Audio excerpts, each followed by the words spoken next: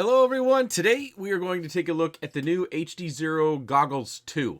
Yeah, it's the second iteration. I know many people out there have noticed that the originals are out of stock and we're thinking that the 2 were pending, but right off the bat, you're going to notice I don't have this on here. Well, there's many, as you would expect, changes that have been made to the Goggles 2. The basic feature set are going to be about the same, but there's a number of improvements, as you would expect. But I think to put it in a nutshell, for those that aren't familiar with the HDZero goggles, they're the most flexible goggles on the market.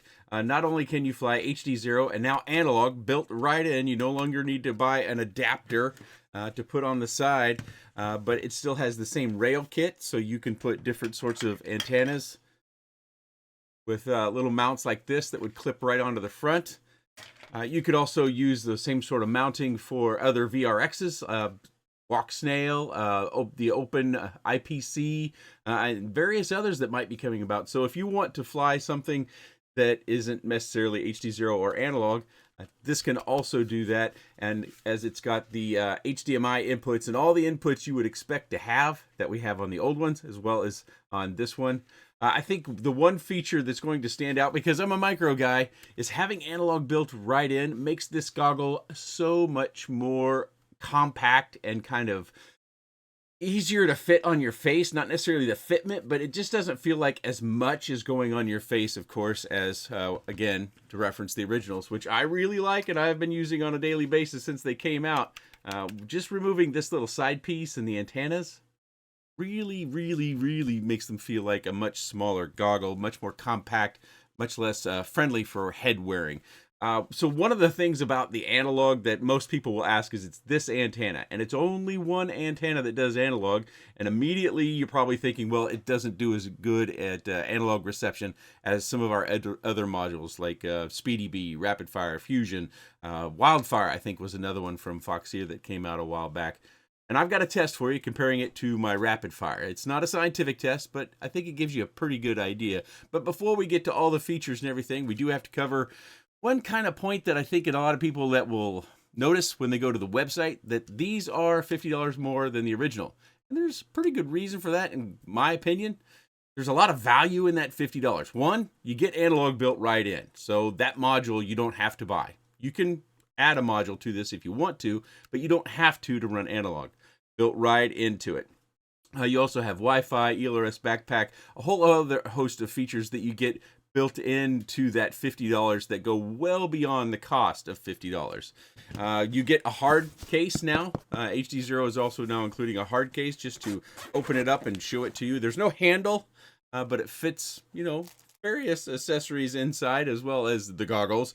You do get 2 face plates. You get some cleaning cloths. You get the little cable adapter that you need, possibly use for flashing VTX firmwares, although I would use the firmware flasher. You also get 2 sets of foam as well that will, if you want to just store it, goes right inside this box. You also get a silicone cable. I believe this is about a 4 or 5 foot cable that you run on an XT60, and it's got a barrel connector.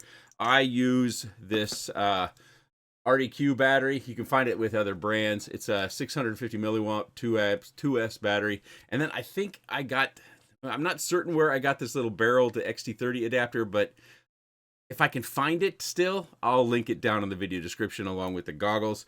You might also, I know I'm doing a lot of on-camera stuff here up front, but this isn't the only option for HDZero and a lot of the flexibility that you would expect from the goggles too. I have a review on the goggles Box Pro and Box Pro Plus, excuse my tongue there.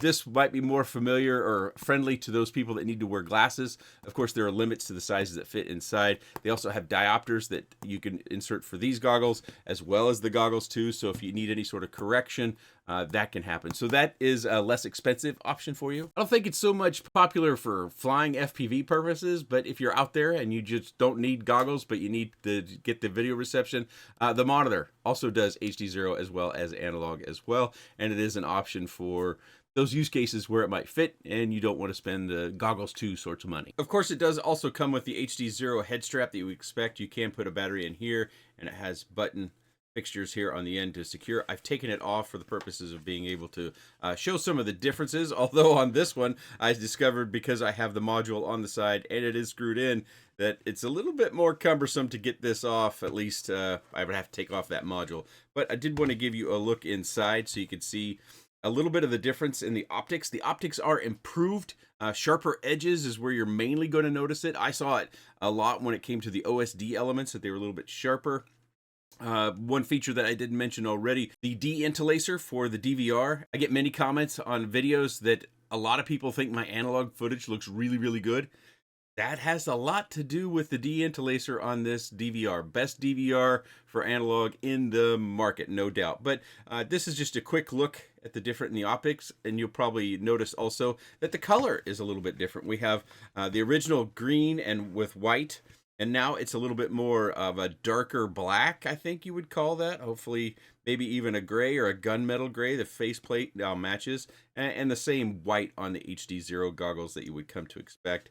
And we've got color coordinated with our fan mount up here as well. While we're here looking at the bottom, we can also see that our turn dials are a little bit different. These are a little bit more shiny, have a little bit more of a metallic rather than the white. I think these are a little bit harder for me to read them, honestly, but of course I don't have 20/20 vision and I am a bit older. But I think the fit and finish of these, they feel nicer than they did on the previous iteration. Of course, these slide in and out for your IPD adjustment. That's the distance your eyes are apart. And then you fine tune these dials. There is a focal paper built into the firmware of the goggles that you can use to turn this up or down depending upon your visual needs.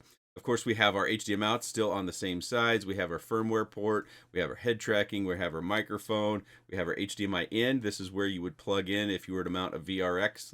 As I mentioned, the walk snail or open IPC, or really any VRX that might come about, or have some other need that you want to use maybe a simulator. So you pump your computer video out into the HDMI so you can get that goggle feel while you're doing your simulator. Of course, our SD card, which is spring loaded down here, as well as our AV-in ports. Those are the ports across the bottom. Of course, we used to have to use the analog module bay over here. We no longer have to purchase that for analog purposes, but you can add an external analog source. Maybe there's some other source on the market you might need with the same sort of pinout that you could use over here, because the module bay is still here. It's got a little finger hold right here at the bottom where you just kind of pluck this out.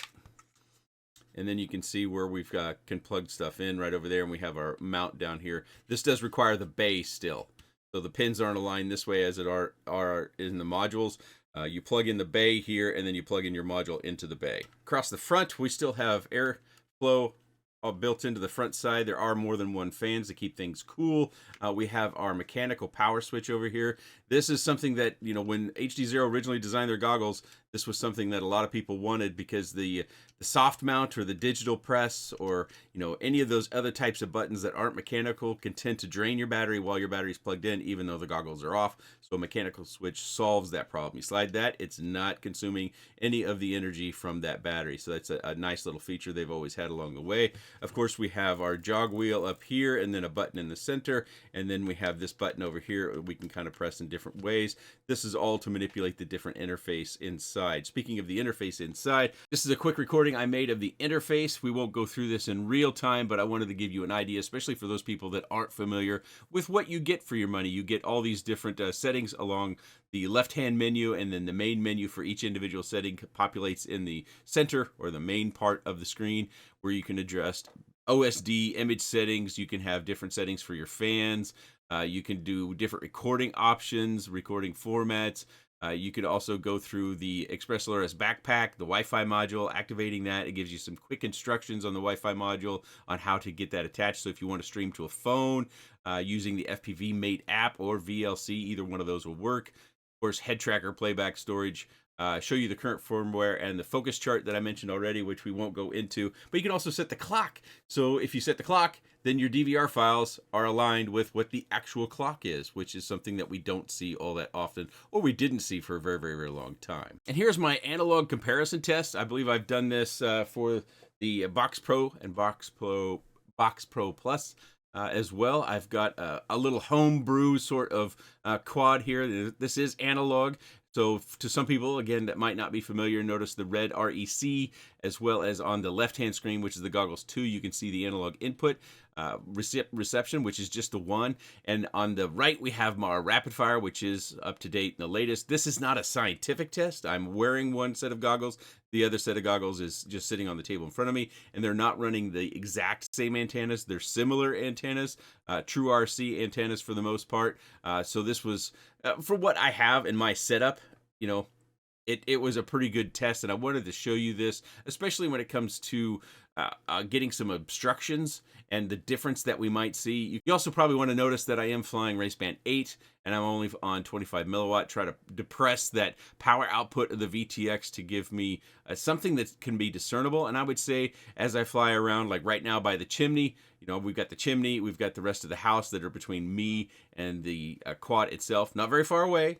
You know, I don't fly at range, so I don't have any range tests for you. From what I see, comparing it to what a rapid fire module costs, what, 180 bucks or something like that, I would say in my space, for what I'm seeing, it's at the very least on par. And in some cases, if you really slow it down, you'll probably even see where there are some use cases where the analog module that is built into the HDZero goggles is better than that expensive rapid fire module. And I believe Carl, who is the owner and operator behind DiviMath or HDZero, he's got help, of course, but he has an interview on the Tiny Whoop YouTube channel where he talks about analog and why he decided to do it himself, because he thought he could do it better than what we'd seen up to that point. And I would say they've done a bang-up job for analog reception, and me being a micro guy, that's why I've been flying these goggles. Is the DVR is the highest grade that I have seen, as well as the recording. As I've said, many people have noticed that my analog recordings look really, really good. And I do have a video reception video linked down in the video description, kind of explaining my video setup and my video environment to people that might be asking that question. But it doesn't, it's not completely applicable now because I'll be using new goggles. Matter of fact, you may not have known it, but you have seen these goggles in a video or two and just didn't know it because I have been using the goggles for a while. But at this point of the flight, I've pretty much done my testing. I'm just out having fun, enjoying some nice FPV time and some relatively good weather with a little micro running 2S, 2-inch props. On 1103 motors, obviously, as the OSD has that information on it, and these are some of my favorite quads. I did also do some testing with HDZero cameras. I don't think it's all that relevant because it is going to be slightly better than the original goggles, but I couldn't discern anything. I thought this was going to be where the biggest comparison or question would be, is on the analog reception, and just that one antenna versus another setup that is more expensive, as well as requiring 2 antennas to receive its reception. There could be use cases where rapid fire shines more than the analog receiver in the goggles too, but for my purposes, this is what I can show you is close in my environment. I did not do an inside test, although you've already seen the inside results a couple of times. If you want to see it, I didn't do a comparison or put together a comparison, but if you go back a video or two on the channel, the stick cam video that I have is analog, and it's with the goggles too. One of the things that I missed that I think will be important to some people is the optics are not only improved, but they're fully enclosed. Apparently, some people, you know, especially if you fly in dusty, windy areas, had difficulties with dust getting inside the optics, so you'd see little spots on the screen that weren't on your camera. So that has been improved. There's a host of features, and I'll put a table or a chart here that compares the goggles 2 to the goggles original, let's call them that show you the different improvements and where HDZero really focused a lot of their efforts in this second iteration. If I didn't mention it already, you don't have to get it in the black and white. They also have a red version out there, which I think for some people who really enjoy red, you know, I'm kind of a blue guy, but red can be pretty sharp, and it might be appealing to some people who just want that additional flexibility. I wouldn't be surprised if you can find sticker sets out there to really jazz them up in various ways. You know, we've seen that for our goggles where you put stickers on them and it makes it look like it has some sort of paint scheme or something on it. So that's a feature that some people might also look for. I think those things are out there, maybe on Etsy shops or stuff like that. For me, the biggest improvements I see a little bit on the visual quality around the OSD, specifically when I'm flying HDZero as well as analog. I think they're, as I said already, very flexible. That for those of us that don't want to necessarily just fly one video system, maybe you have a bunch of different use cases for flying different video systems, that this goggle will allow you to do that with some of the lowest latency glass to glass. You could plug in a VRX from Walksnail, which this I think is the only goggle, if you plug in that you'll get the higher frame rate because it has that capability. So other maybe open IPC, which I have not tinkered with, might be the same sort of way, because when you plugged in the VRX for Walksnail into other goggles, you couldn't get the higher frame rate, which I noticed when I was testing out the Walksnail VRX, these 2-3+ years ago. Of course, these are going to be some of the more expensive goggles on the market, and they have included some features in order to actually get more value out of that for us. But it won't be for necessarily for everyone, especially if you already have a set of HDZero goggles. I've actually got 2 sets of these because say I have to send this one off for repair. For my purposes and doing all the flying that I'm doing, whether I post it on YouTube or not, I just could not be without a set of HDZero goggles. I have enjoyed them now much, and now with the new goggles too, I can say it's an even better experience. I will have links down in the video description. If you don't like links in video descriptions because affiliate stuff, you can just use your Google food to look for Goggles 2 from HDZero, or go over to the HDZero web shop online and look to see what's available. Of course, with pricing right now, the tariffs, non-tariffs pricing, those things fluctuate, those things change. I think we're getting ready for another change, or potentially change. I don't know. I'm not staying that attached to it. I don't have a business to worry about. But so you may find, depending upon where you're at, you may be impacted by those things. You might not. Something to consider when you're placing your orders, regardless of whether it's HDZero products or other products altogether, is that extra little price that we might have to pay. I'll look for the site where I bought this several years ago. It's really handy, especially running a battery that's hanging off the goggles, and any other items that I might have mentioned during this. I will link down in the video description those videos or those items if I can find them. If you do have any comments, questions, suggestions, or otherwise, please let me know in the comment section below. I appreciate your time, and thanks for watching.